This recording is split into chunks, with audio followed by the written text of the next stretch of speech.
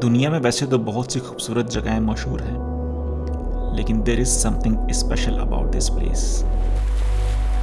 Iceland, the land of fire and ice. इस मुल्क के अंदर कदम रखना feels like arriving to another planet. और ऐसा लगता है कि आप पहले इंसान हो जिसने इस धरती पे कदम रखा हो।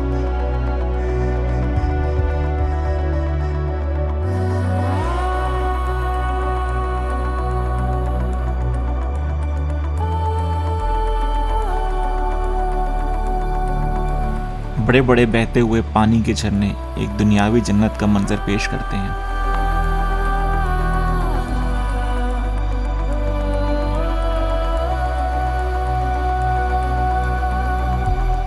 और इन झरनों के नीचे ताज़ी हवा में सांस लेना किसी नेमत से कम नहीं है।